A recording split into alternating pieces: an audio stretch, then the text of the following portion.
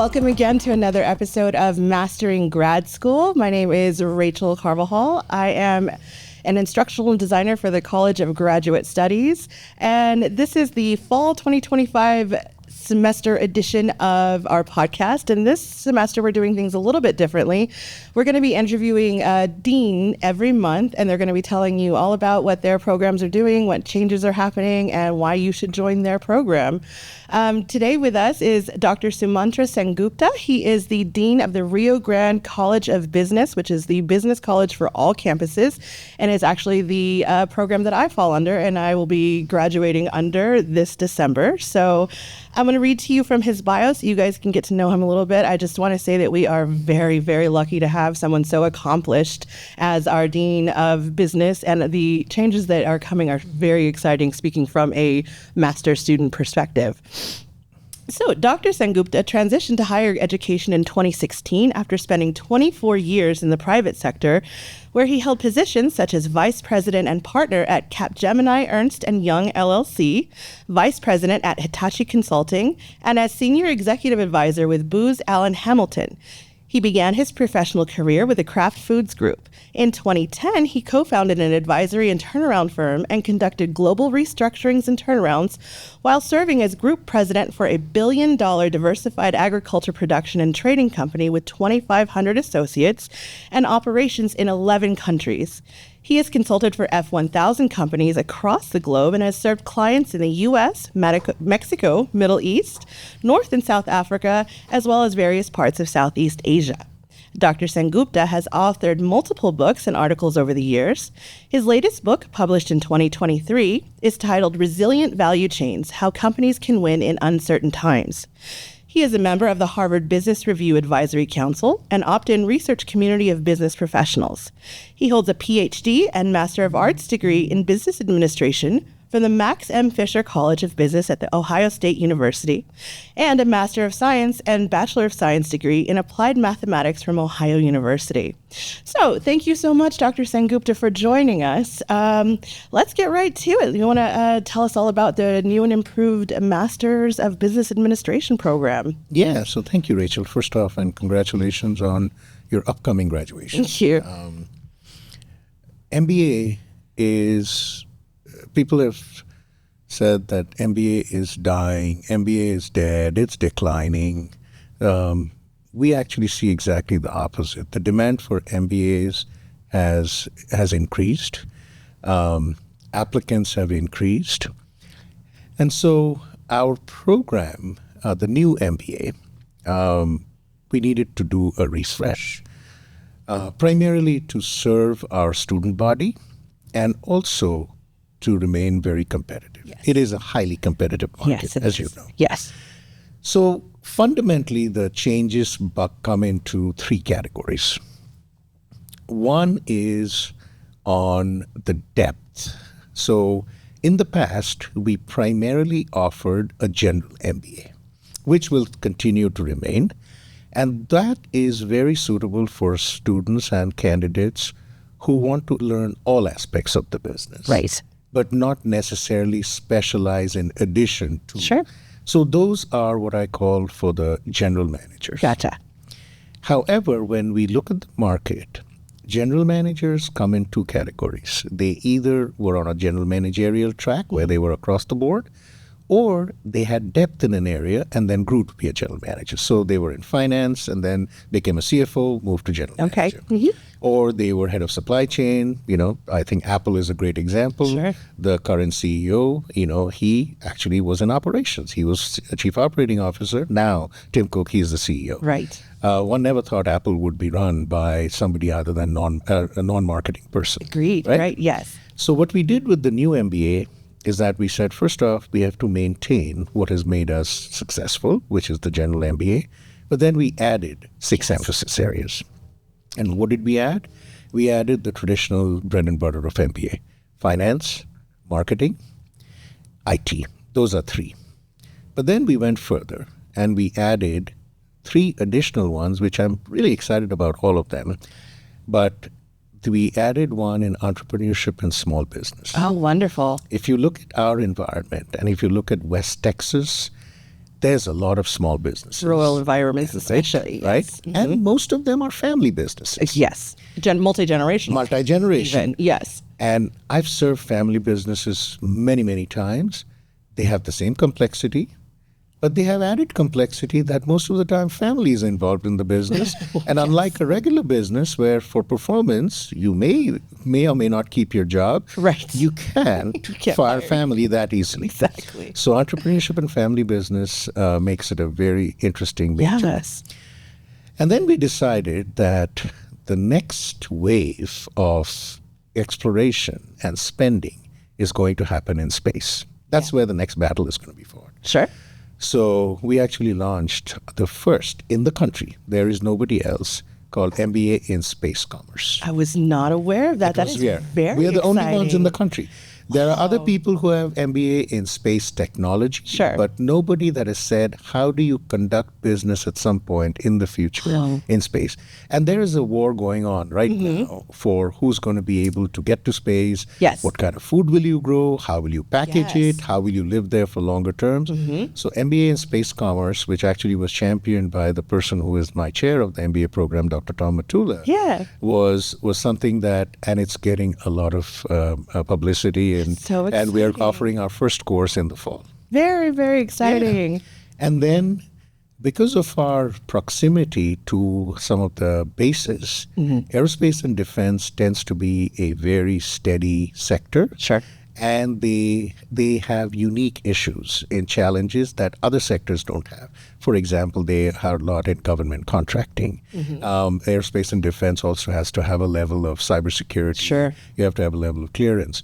So we also decided to launch an MBA in aerospace and defense. Very cool. So those are our depth MBAs. Yes. Now, And the innovative and cutting edge. That is so exciting. I hope so. Some of them are just catch up Sure. because we should have had those. Sure. Sure. And then you innovate. Yes. And on innovation, cutting edge is a good place to be because some of it you have to show that Solros is a thinker. Yes. And we are innovating in the business world is not staying stable. It's not staying static. There's Never constant. does, People right? are talking about new normal. Yes. Well, you can't have your degree programs be from 20 years ago. Oh, exactly. Right? And universities are notorious for being stuck in the past. Yes. Yeah. So, overcoming Sometimes, change. sometimes we pride ourselves on being stuck in the Right. past. It kind of, CBBS would, for example. So then we decided that modality needed to change. Yes. And you're a student now. 16-week modality works wonderfully for undergrad studies. Yes. Grad studies, It's tedious. It's tedious. It's very tedious. It's too long. And I would argue that for what our student learning outcomes, 8 weeks is absolutely fine. I'm so excited to try this new. And so you will, and hopefully you'll see the pace. We're not compromising on quality. We're Right. not compromising on Right. content. We're just shifting the modality. Absolutely. I'm actually now, my next product that's going to come out is going to be an executive MBA, and that is going to be in 5-week modalities. 5 weeks. Wow. Okay. That's going to be in Yeah. 5-week modality. Okay. So that you can essentially take 3 in a semester. Wow. Okay. Wonder. And then get through that. Get through that. It's going to be a 13-month program. God, that's gorgeous. We actually All online? All online. All online. All online. I'm pre-announcing it. We just got approval. I still have to take it through the process. Sure. All the approval process that I've learned the hard way here. Bureaucracy. Yay. Okay, you said it. I didn't. I'm allowed. Yes, you're allowed. So we shifted the modality. Sure.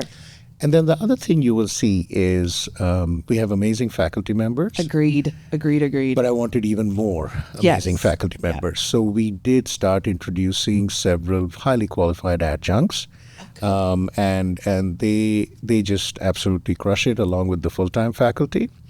And I've been very fortunate because the provost and the president are supporting this. Yes. We're actually bringing in 5 new faculty members. Oh, that's wonderful. Yes. So, Great. Well, put them in touch with me because my other job is course design, and so Yes, I can I think you will love the faculty members. I'm very coming excited. in. Yeah.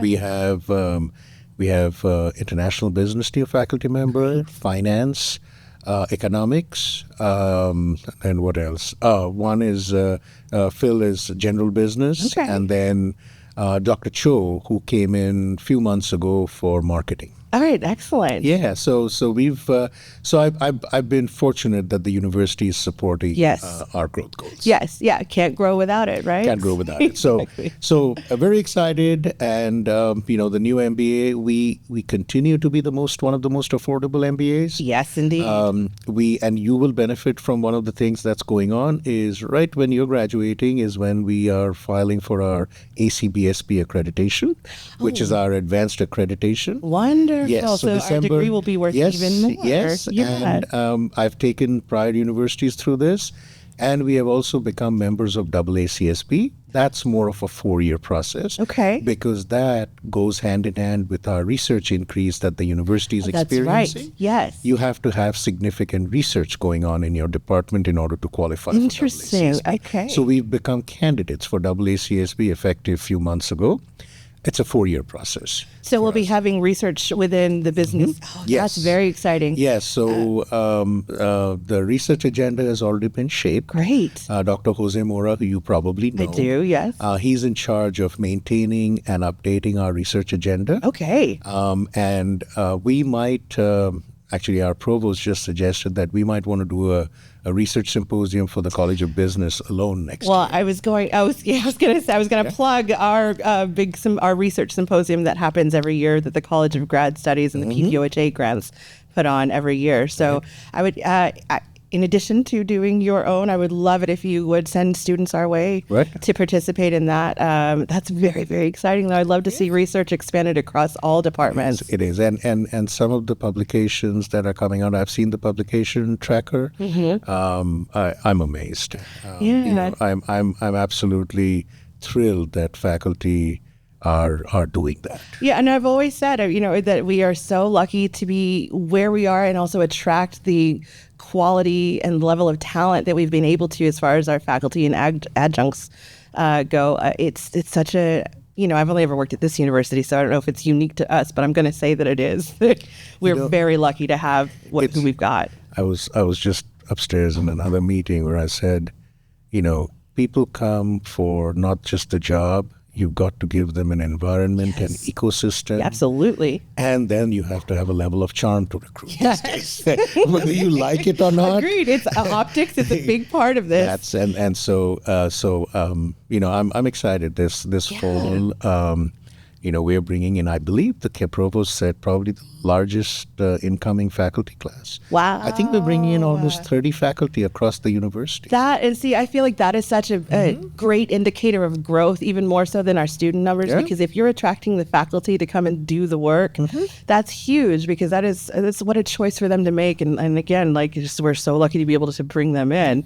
And I know that they're going to want to stick around. I think Solros can grow people. Yeah. Well, you're an example, right? This is your first job, you said. Oh, well, no, actually, this is, I was born and raised in Alpine. Oh, you were? I was, yeah. And we didn't give you a reason to leave. No, exactly. See, I left for a little bit, but I came back. Came right This is back. my second round at Sol Ross, working here, so. See, Eagle Pass is similar. Yes, yeah. And now, as you know, we have downward expansion in Eagle Pass, so I'm expecting to bring the business program up even a lot more.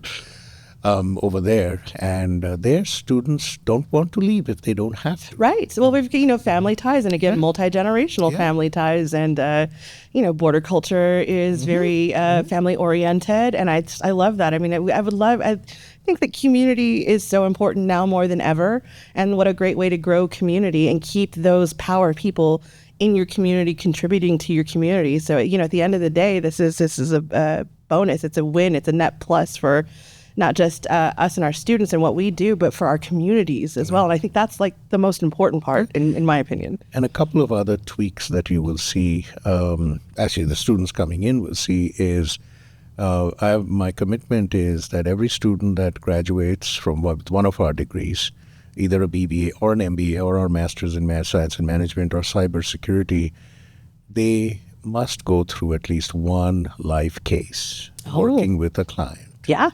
during their coursework. Oh, that's brilliant. And so that's coming. It's something that I've done in the past. We've already started that. So is it like sort of like a micro internship, or sort of? Yeah, That's what that is. It's a live case. So we recently had a marketing MBA course last semester, and they actually solved. They created a whole marketing plan and a strategic growth plan for certain markets for a Dallas-based company. No kidding. Yeah, and so and now we actually have the affiliation with the incubator in Eagle Pass, where we so the College of Business and the university signed an agreement where the incubator is now an accelerator.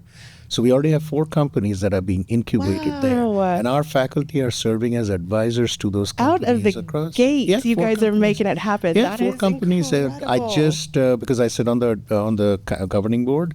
And every company has to be approved by the city and by us. Okay. We are now at 4. In fact, one of our students, it's a great success story, has opened the first ever bookstore in Eagle Pass. Oh, that's so cool. He's actually was an education major. Okay. Went to teach, taught in the high school or the elementary school there, and him and his partner, his girlfriend, who's also a graduate of Sol Ross, they decided to open the first bookstore in the incubator.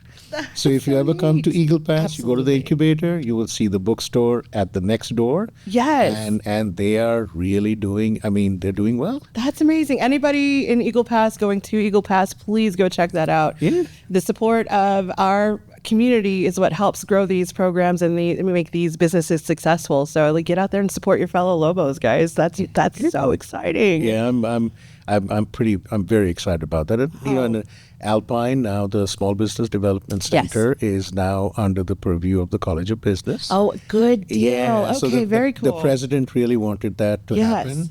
And it's always been such a great resource, and I've sent so many people there over the years. So I'm so excited to see how you guys grow that because, And so I'm last time I was here, I went over, saw that they're, unfortunately they're not here on campus. Yeah. In Eagle Pass, they are on campus. Yes, much easier. And so, but that's a huge resource. For the full life cycle of businesses. Yes, yeah. And so I'm now exploring ways to bring them in closer in value-added manner so that they continue to hit their metrics, and then we get a value add for our students. Absolutely. Student internships would be a great way for us to start training. So so that's part of the ecosystem. Component is so important. I learn the best from doing, and I feel like that is sort of an across the board thing. So what a great opportunity. I know it's. I'm excited. I'm very excited. I had no idea all this was coming along. So I guess we should be advertising it more, but that's why you're doing this podcast. That is exactly why we are here. Yes, hopefully we get a big reach on this one. But that's so cool. And I'm glad that, even though I'm graduating, I still get to hang out, because I, work here and get to see it grow and hopefully help it grow any way I can. I think the biggest thing for you post-graduation is going to be to make sure that our courses that are being designed online Absolutely. Adhere to certain standards. Yes. I'm very excited for those standards. I work the best under a rigid structure. For me, Quality Matters is the platinum standard. Agreed. I always say Quality Matters for me is like Six Sigma. Yes.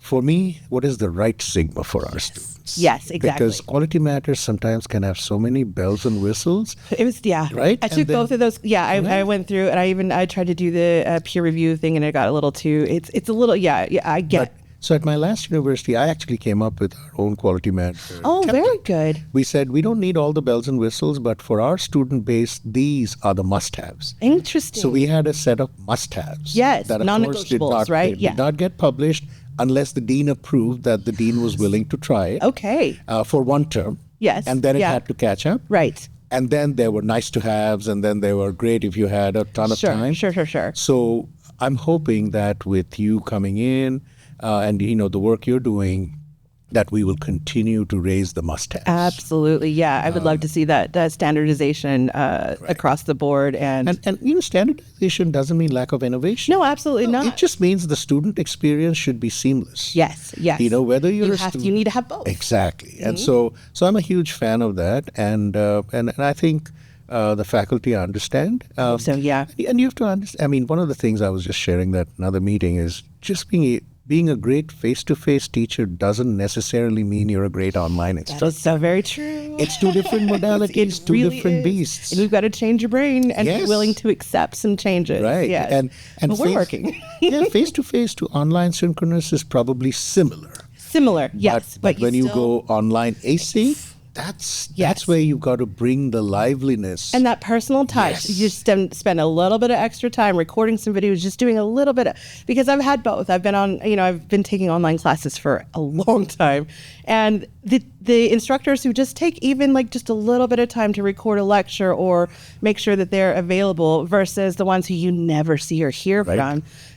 One is a very resentful experience and one is a very rich There you go. experience as a student. And so I think, just that little bit of extra, and it makes all the difference. So one of the things we're doing, for example, is even if you're teaching completely online asynchronous in the College of Business, you are expected to hold office hours. Yes. And that's just going to be mandatory. Sure, just because absolutely. you're At a minimum. At a minimum. At a minimum. Right? And so Yeah. as these are not changes, these are things that should be enforced. Agreed. And Yes. I don't view my job as an enforcer. Yes. However, strong suggestion with a couple of follow-ups Yes. sends the message that it is important. Yes, exactly. Yes. And yeah. in the end, I found that at least the business faculty that I'm fortunate to work with, they've all embraced. Yeah. The next. I mean, several I do. of Yeah. them. mhm. And then the new ones that are coming in, there is no legacy there. Exactly. It's brand new clay to mold. Exactly. Yes. So that's where the MBA program on the grad study. It's so exciting. And then, as you know, we launched 2 other master's programs. Yes. Yeah. One of the things that I saw when I came in, that the trend in the business schools, globally, by the way, this is not just a Texas trend, Sure. is that specialized masters. Yes. Yeah. MBA is never going away, Right. but not everybody wanted to go through the rigor of an MBA. Got it. So specialized masters became very important, and we had none. Okay. We had none. Right. So now we have 2 new Master of Science in Management that went online, actually going online now. Okay. We already have our first students, and that's a 30-unit, 1-year program. Okay. And here's why it's different from an MBA. You're an MBA graduate, or you will be. Think of the 3 courses that are probably what we call the hurdle courses at MBA. Accounting. Yes, the reaction, but you did it.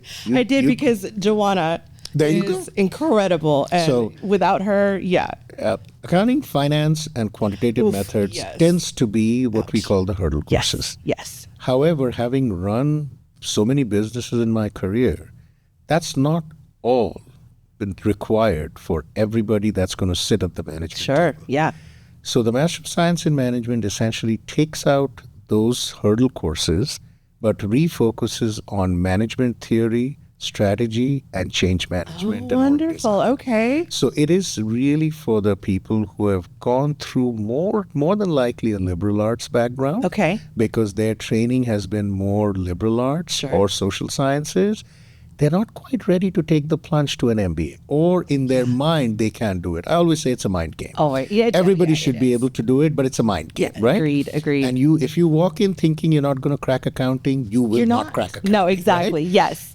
But I can only tell that to so many students. No, so we for said, real, yeah. what? Master of Science in Management is the program for those students. Oh, what? Half the courses, by the way, in that program are from the MBA catalog. So you're essentially taking the same management, same org design, but what you're doing is you're not taking the hurdle courses, Yeah. but you're filling it with extra org courses. Maybe I need to look at a second master. Well, I think that, so that was the Keep saying MSM. no more classes, and I lie. I mean, well, you'll be excited then about the other things we're doing. And then cybersecurity. Yes.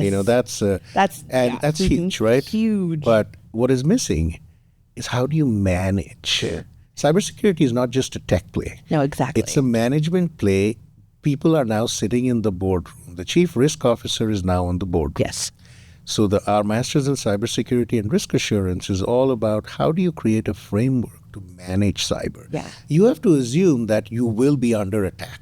Yeah, absolutely. While I mean, your yeah. technologists must be ready to prepare you, you have to understand what you can do to manage the before and the after. Sure. How do you drive change? How do you drive a culture of cyber and risk assurance? How do you manage risk in your assets across the board? So the Masters in Cybersecurity and Risk Assurance is geared for that audience. Okay. And that is also a one-year program, 30 units, and 10 courses, 8-week modality. Incredible. Online. And both these programs, by the way, are managed by someone you know, Dr. Candice Ward. Oh, wonderful. So Dr. Ward actually manages both these programs, and they're all online. And so all of our undergrads they can very easily attain a master's degree. I'm hoping soon we will have a 4+1. Yeah. I'm hoping very soon we will have a 4+1. And in the pipeline is our doctoral program. That's right. We will be launching it. I'm hoping, well, I've been told it's 2 years, but then I've been always told lead time. Double that. Or yes. Exactly. Actually, I'm going to half it. Yeah. Good. Yes. Double it would be too easy. That's the energy we need. Yes. So we will be launching a DBA program. Wow. It's already on the drawing board, and it will be a 3-year doctoral program. Does that include a thesis? It'll be 2 types. Okay. You could do a thesis, which is a research in one deep topic. Okay. Or alternatively, you could pick 3 topical areas which can couple together to create essentially a research agenda on a broad platform. Gotcha. A thesis takes you deep. Yes. And that has traditionally been reserved for PhD. Right. A DBA takes you broader on multiple topics. So you could do, for example, you could do marketing, and then you could do a topic on tech marketing. Sure. Then you could do a topic on disruptive marketing. Got it. Oh, that makes sense. Those would be your 3 topics in which you do your research, but not one and go deep. Okay. You go 3 and you go semi-deep. Sure. And so essentially that's the going to be the structure of the program. That's very exciting. It's just on the drawing board right now, but and the College of Business, we go from drawing board to actualization pretty fast. I mean, yes, in an impressive way. So that's what's in the pipeline. Well, great. Yeah. That's so many exciting things. I cannot wait for everybody to find out about this. I just know that this is going to be crazy successful because, Thank you. the 4-in-1 in these specialized programs, I mean, there's something for everybody, for anybody. We're affordable.